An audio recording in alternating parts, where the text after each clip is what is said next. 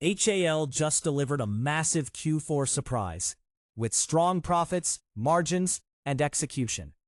Let's break down the key numbers in under 60 seconds. Total income came in at 15,093 crore rupees, up 75% quarter-on-quarter and 5% year-on-year. Expenses stood at 9,522 crore rupees. EBITDA surged to 6,223 crore rupees, with strong margins of over 41%.